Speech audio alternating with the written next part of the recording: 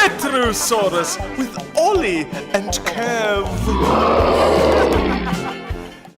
Well, welcome to RETROSAURUS with me, Oli. And me, Kev. And RETROSAURUS is the podcast that talks about what is pop culture and what is flop culture. And tonight we're talking about Eurovision 1981, or as I like to call it, horsing about, because it's set in Ireland in a hippodrome with loads of horsey people and trotting. Why are we in Ireland in the first place? It's because Johnny Logan won the year before. Were you surprised, as I was, by the formality of it? It was very formal compared to how it is now. The difference is marked, isn't it, really? Well, I do have a massive theory about this, is that actually, although it was the 80s, the beginning of the 80s, it still feels like we're in the 70s. Yes, completely. I agree. It's like so old-fashioned. Yeah, right. Massively so. Definitely. The fashion, the hair. It feels like it could be like a 70s hangover running into 81. That's what happened at the end of the 90s as well. It was like when we got to 1998, nobody knew what the fuck was going on in music anymore. It was just awful. I mean, I remember sitting with a friend of mine in watching Top of the Pops one time and saying to her, like, fucking hell, like, it was like one terrible act after the other. And I said, could this get any worse? And she said to me, I don't think it could. And then this guy came on the stage and went, I'm the scat man. Oh my God, culture just went straight off a cliff. Anyway, so took place in Dublin, as we said.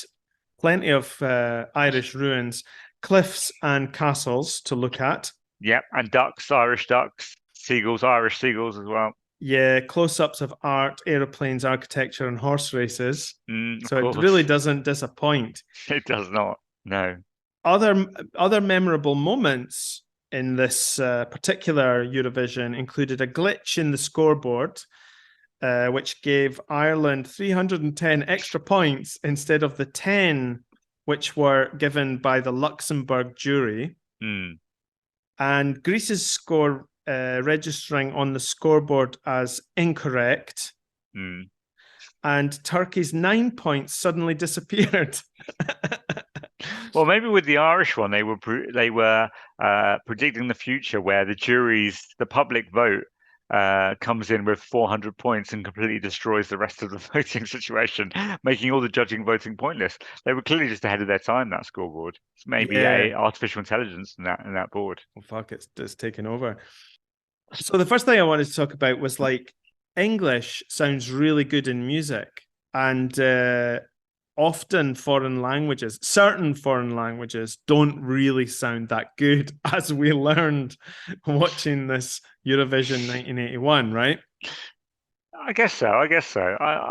Yeah, go on, carry on. Go on. I'm not saying I'm completely on board with this, but I'm going with you. Go on, carry on. Well, generally speaking, English, as we know, has some of the best-selling music in the world, and there's something melodic about it that people like. That's it can't be for nothing. You are correct. I mean, I guess on Spotify, if you're looking at the top artists, although wasn't there one recently, which he's from Italy? I'm not sure, but I don't know if he's in.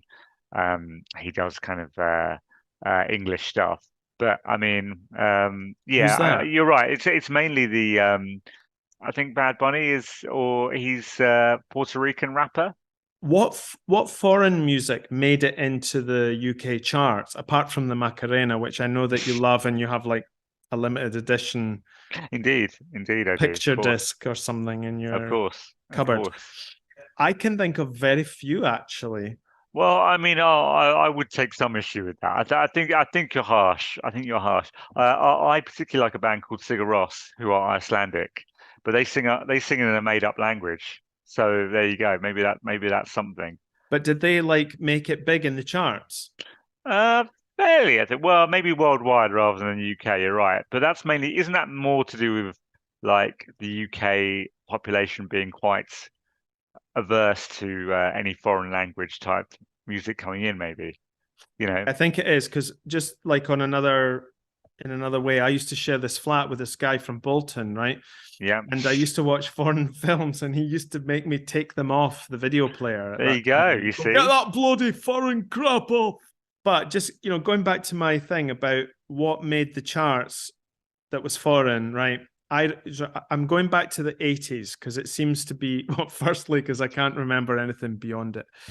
And secondly, there were occasional hits by foreigners in the charts. One was from, right, I'll tell you the ones from Italy. Paul Young did a song with this guy called Zucchero, which means sugar in Italian. And he was like this big, hairy, bearded man with a top hat. So looked like Slash's dad. Right?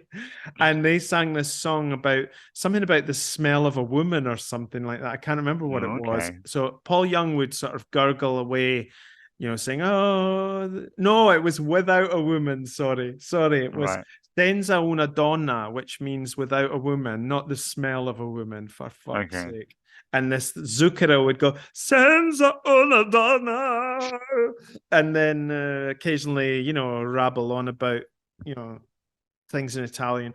And it did really well in the UK charts, but it only did well because half of it was in English and only a bit of it was in Italian.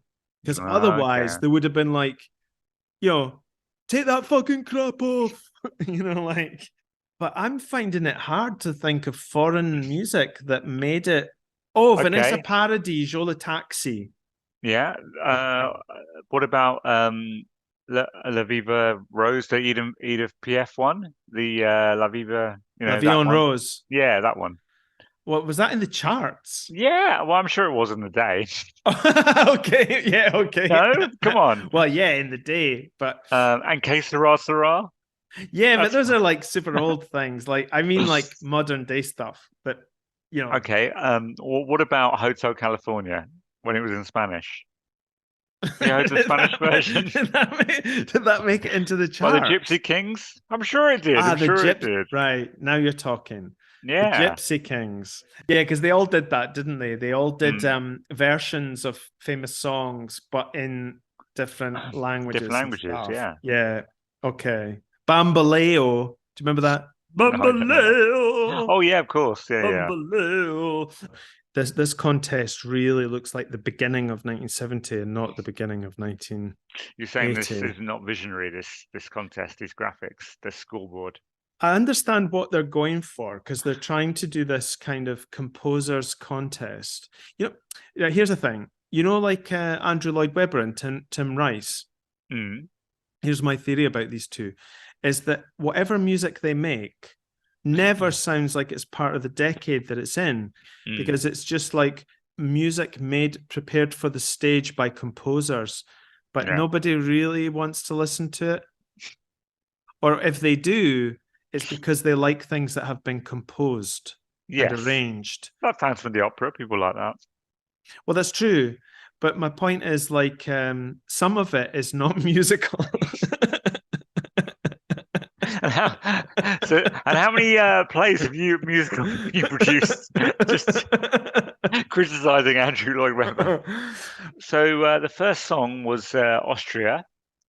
And that had a nice VT of the male singer kissing air stewardesses on the cheek. I thought that was a nice touch. Oh, yeah. Did you like that? Cheeky. Slow motion as well with the 4 women behind the male singer. One woman was wearing an American football helmet. I gave this 1 point, by the way. Well, it was a very slow and boring but love song, wasn't it? But the women were clearly dancing in these ridiculous outfits to distract from the boring man, especially the one in the American football helmet, which had no relation to the song whatsoever. And it's in German, of course. And this word that, you know, I can't understand all the things. I don't speak German, first of all. No. And I can't understand really what they're talking about. But there's a word that keeps coming up, which is fart. Have you seen that in Germany, where at the end it says, like, I don't know, some word like einen feinen Fart? Oh, have you seen that? I saw it everywhere. What does that mean in German? I've no idea. I'm not sure. Particular point. Well, maybe someone on the podcast from Germany could enlighten us to what fart is. And is that where we get our word fart from? Who knows? It might be Anglo-Saxon. It might be. Part of the Germanic language. Yeah. Do you think we weren't farting over here before the Germanic people came over? Is that what you're saying? Yeah, most probably. And farting kind of just grew from there. Could be that they culturally they brought that with them. Maybe. Austria, 2 points. L'Autriche, 2 points. And so the second song was Turkey. Again, lovely horse in this intro, feeding an apple to a horse, which I think is lovely. As a folk song, kind of like a carousel going on. Is that the name of the song? I think it was Carousel. Is that correct? That's right. If you want the name in Turkish, it's Don Mi Dollap. So I beg your pardon? Don Mi Dollap. Yes. By the modern folk trio. There was one girl there. There's 3 guys and 1 girl, wasn't there? Which is interesting. Mm-hmm. I bet they like that. I bet she wasn't too fond of that situation. I think this one was I wrote this down. It was an attempt to be like the Bee Gees. What do you think about the choreography here? I thought it was a lot to be not to be desired. Well, I just thought it was like Saturday Night Fever ripoff. Okay, basically, this one. I don't have any notes about the dancing in particular, but I did note down that the girl is apparently is called The Shadow, who's a part-time ceramics worker. Because also... Oh, a ceramicist. Oh, very nice. Because also you noticed that in the video, it told you like what they did for a day job and stuff, and like read off their CVs, and it had nothing to do with music at all. No. It was like, she's a part-time dog walker and sex addict. I thought they all looked like the people from the Joy of Sex book. Yeah. I don't know if you remember the Joy of Sex book from like when we were growing up.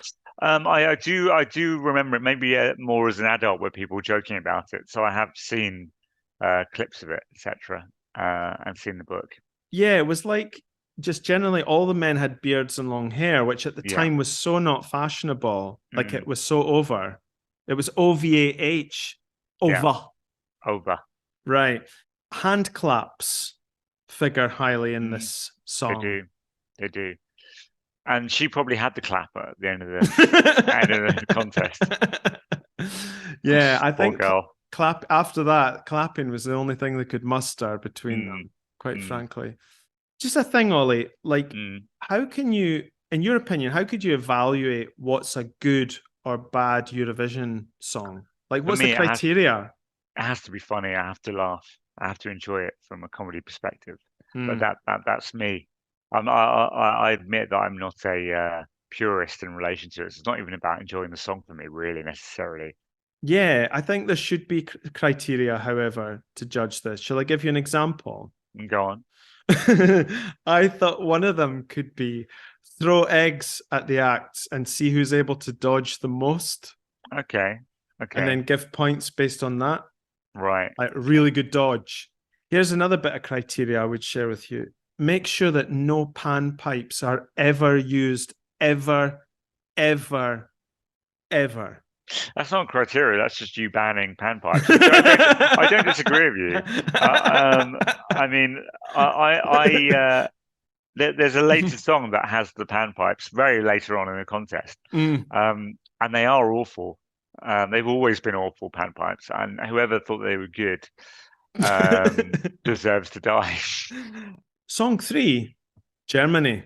The singer is Lena Valitis or something like that, with their song Johnny Blue.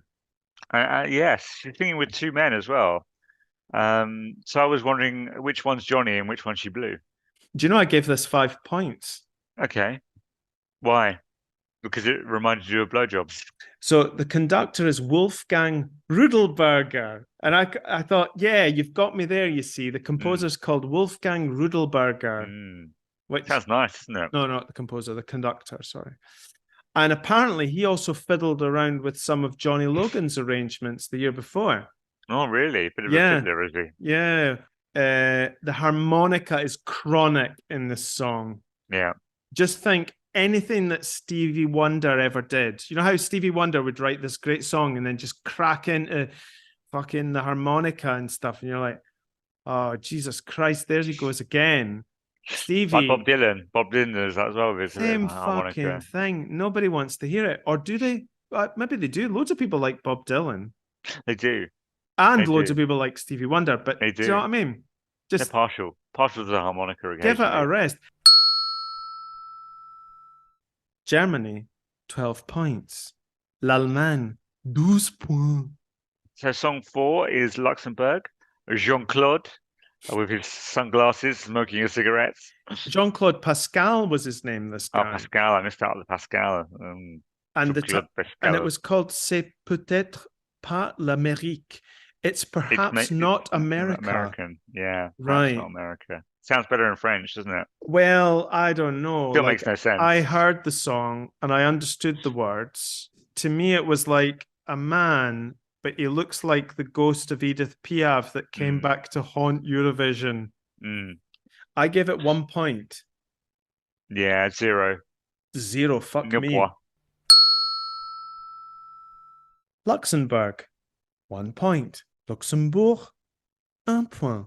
What did you think of Israel's Habibi with Layla? What did you think about that?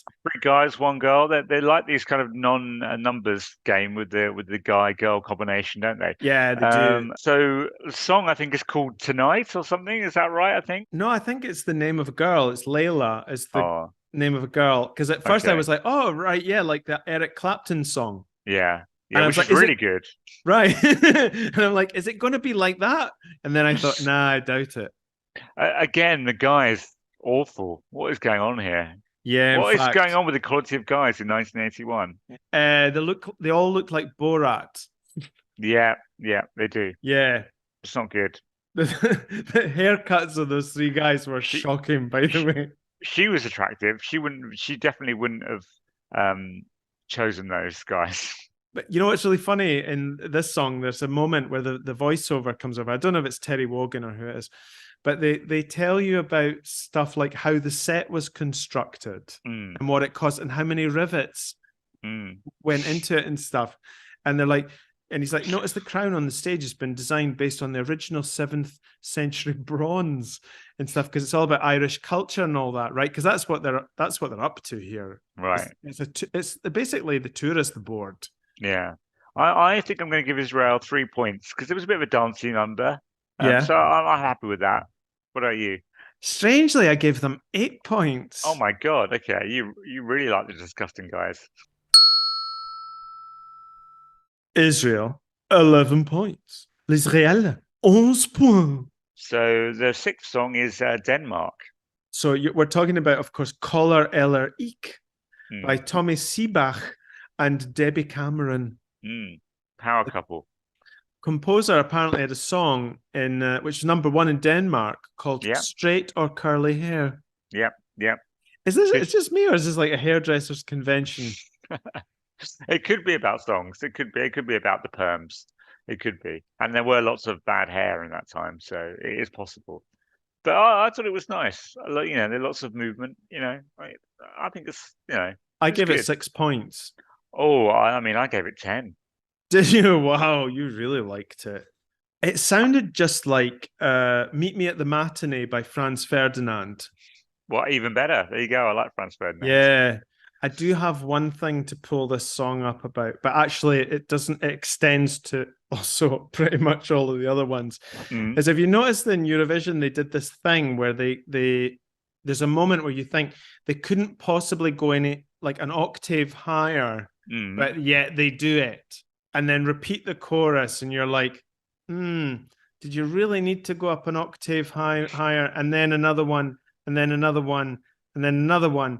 Just to it's just showing off, quite frankly. You don't like them. You don't like them doing something you can't do. Is that what it is? Really? Is that what you Well, I think it was more of a stylistic choice because they're still living in the 70s.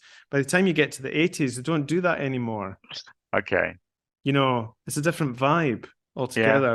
Yeah. And then the singer, the woman's got like what looks like an ascot style hat, or you know, something you would wear to a wedding. Well, she's probably going to the races. It's fine. Right. So I think they got into the whole racist theme kind of thing. Races. Yeah, definitely. Yeah. She looked like she came from Ascot, or maybe with those dance moves, she looked maybe like she had fallen off a horse at Ascot and then maybe had some dodgy hip movements. Maybe. In the meantime, had a fucking hip replacement. Yeah. Which she incorporated skillfully into a dance move. Yes. Especially for this Eurovision Song Contest. Yeah. It's brilliant, isn't it? 6 points. 10, like I said, 10 points. 10 points. Wow. Denmark, 16 points. Denmark, 16 points. Song 8, Finland. 2 men again, moustache this time. So we've shaved off a bit of the beard and we've just got some moustache and mullets going on. A bit of reggae. Yeah, white guy singing reggae. Okay, this one I could not forget. Basically, white people should not do reggae. Simply. Right? Yeah, I think we're all agreed. In 1981, maybe they thought it was okay. So there you go. The other thing is we have to talk about clothes, right? And he was wearing this outfit that can only be described as a pink and yellow angel cake. A Battenberg. Is that what you call that? Well, a few layers missing from the outfit, but yeah, it's a half Battenberg. Nasty. It was clearly styled by a baker. Yeah, right. Definitely. Except this was exceedingly bad. I have another question. Why in a reggae song is there a guy playing an accordion? Good question. Good question. That's got nothing to do with reggae.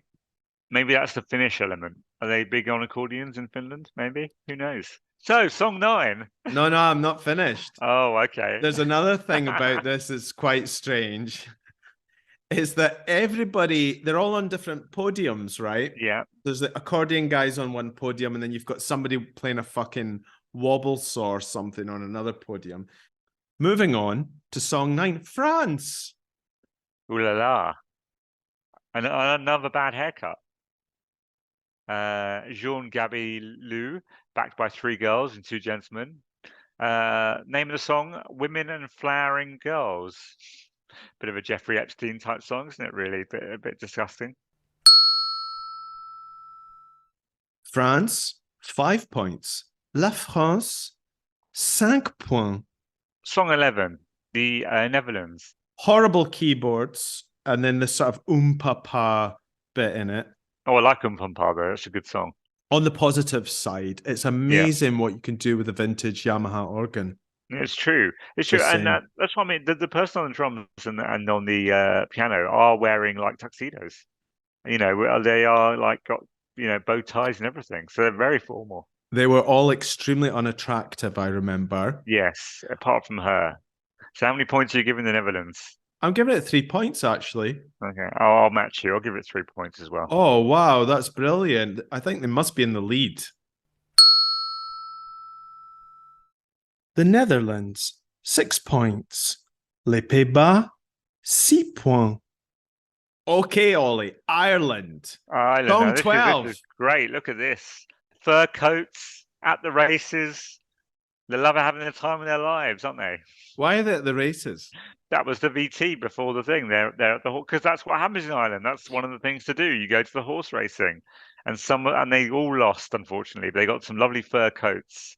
Yeah, and then they're out in the evening looking out for a good time, and they're being picked up in a Ford car and driven to the a clown car is what's just taking them to the fucking well they're called the horoscopes, aren't they? So that's nice.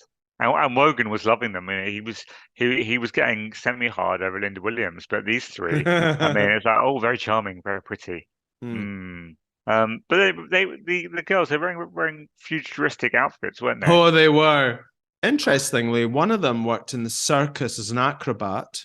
The other one was a contortionist and had been on the high wire. Ireland, 9 points. L'Irlande, 9 points. Song 13, Norway. Nice video as well of them, all four of them, looking at the water and laughing, enjoying themselves. Song number 14, The Reason Why We're Here, Bucks Fizz, UK. Can I just stop you there? Bucks Fizz, remind me what that is, the drink. Isn't it champagne and orange juice? So vitamin C and alcohol mixed together.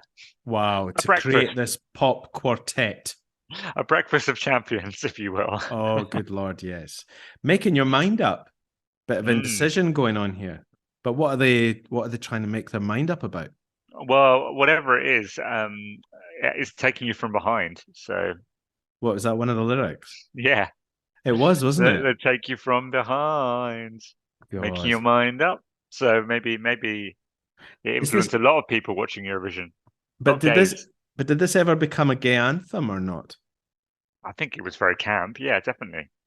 It's actually you can see why it won, because at least they're actually singing and moving, and it's actually interesting and exciting, and it's much less conservative than all the other songs. Do you not think? I'm not so sure. They're ripping off skirts and they're jumping around. They're talking about being taken from behind. I mean, come on. God, yeah. Well, no, it wasn't bad. You know what? I'm not going to knock it because not because I want to be like, that the UK was the best and stuff like that. I'm not. And they did win it as well. Of course. But I did give it 5 points. Yeah. Well, I mean, no, I think no, 12 points for me. I'm biased. Oh, wow. Maybe I shouldn't be allowed to vote, but then you're UK as well, so you're voting, so I'm voting. So yeah, 12 points. I don't know who I am anymore. Oh, well, I'm giving it 12 points. That's what I'm saying. I'm sticking with that. Well done. Well done. It's the best song in the contest, no question. Bucks Fizz from Great Britain, 17 points. Royaume-Uni, 17 points. This was, I think, my second favorite one. Get to fuck. What are you talking about? Song 15. Okay. Portugal. Yeah. Playback. Why was this your favorite? Paio. This guy is supposed to be 23 years of age. Right. Fuck off. Right. He did have a bit of the Pee Wee Herman about him and a bow tie to match. And what about the rest of his bandmates? What's going on? Just awful. Yeah, you're right. There's like one guy who looks like a drug baron from Miami Vice. Yeah. By the way, they look like they're in the 80s. Let me just underline. That's true. Yeah. He looks like he's in the 50s. To be fair, they are living the 80s shell suit dream. So all of them are wearing shell suits, aren't they? Right. If there's a flame near this stage, they're gone. They're finished. Yeah. So it's quite dangerous what they're doing. Portugal, 7 points. Portugal, 7 points. So, song 16, Belgium. Did you think the composer, Giuseppe Marchesi, he had a very lot of sass, didn't he? He looked like a mafia boss when he walked in. I thought. You know what? This was my favorite, I think, in the whole contest. Oh, okay. I gave it 6 points. Well, she was very good. She got the best legs in the contest, I would say. Isn't that what Wogan said? Are you talking about legs in the contest? Are you talking about Emily Starr? Emily Starr, porn name, if ever I've heard one. Yeah. Well, it was called Samson and Delilah, this song. Yeah. And I just loved the whole sort of. She was showing some flesh, wasn't she? It was a sort of, they had all this like ancient Egyptian garb on and stuff. And I was quite attracted to it all. In fact, you convinced me. I'm going to give a high score to these ones. It's good. It's good. I'm going to go 10 points. I would give them 10 points just for the drapery. You could definitely use those as curtains afterwards as well. Yeah, and I loved that her hair looked like super noodles. Her hair was fantastic. It's amazing. So you could look at her and eat her. I'm sure some people did. Terry Wogan would have, because he called her a very foxy lady. Yeah, well, yeah, there you go. Song 17, Greece, Figari Kalokerino by Yanis Dimitras with the conductor Joros Narcos. I have to say as well, though, I mean, they're on a boat in the video here. Lovely weather in Dublin. It's April.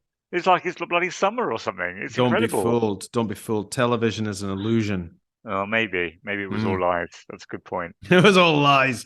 The woman on the piano, I mean, she's doing her best. Oh God, this one was awful, wasn't it? It was terrible. Yeah. I wrote down that it was like Richard Clayderman plays melodies from an abattoir somewhere in Surrey. Yeah. That's possibly true.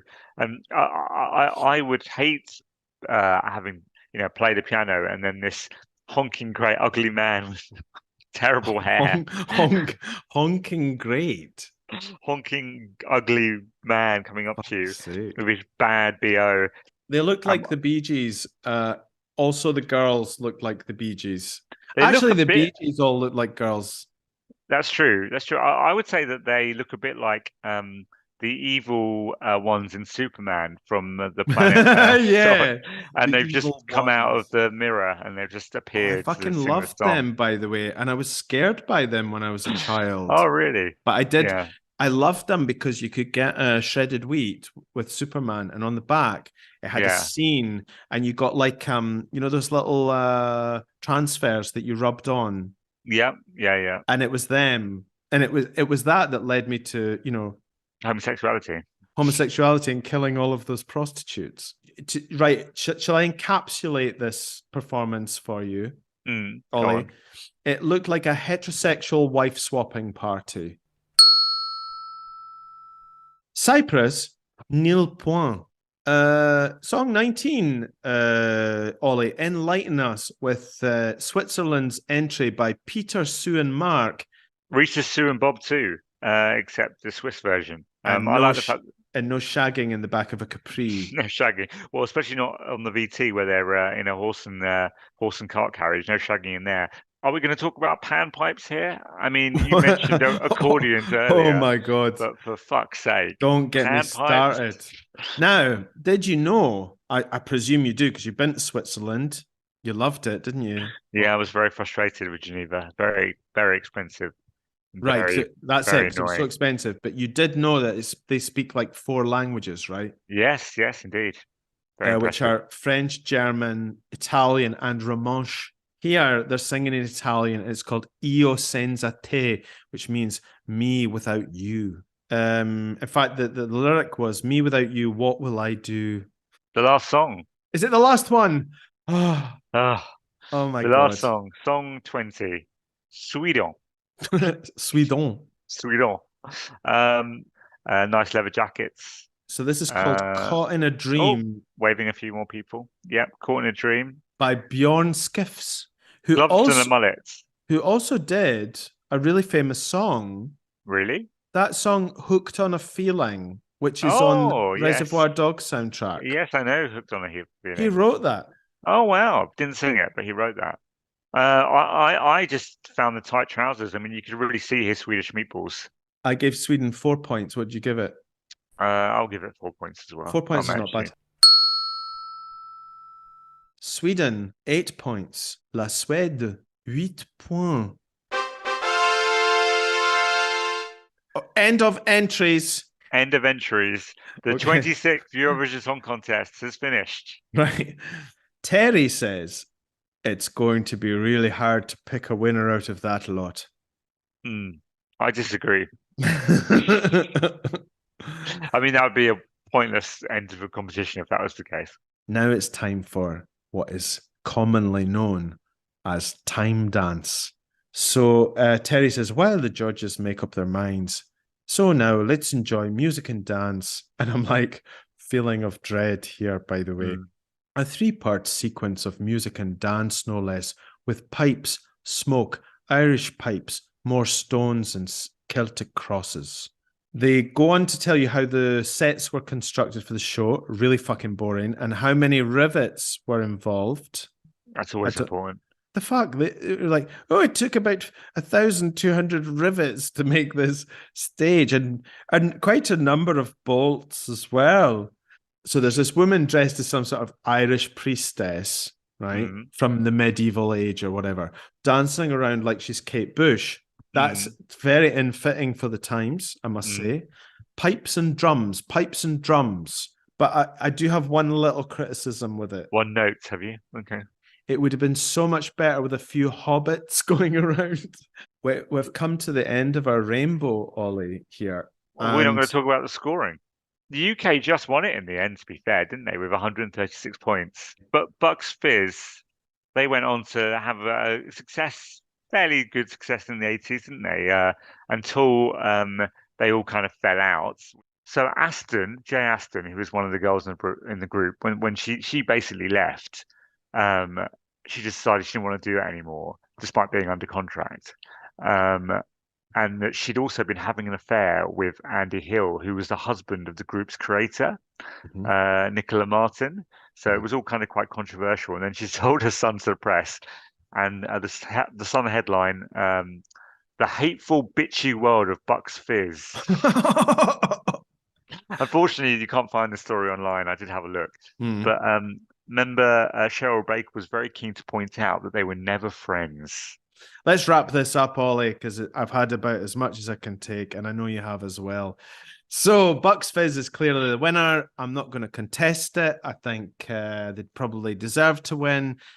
So, my friends, well, thanks again for tuning into Retrosaurus. It's been a blast as usual. I've been Kev. I've been Ollie. And we'll see you next time on Retrosaurus. Au revoir.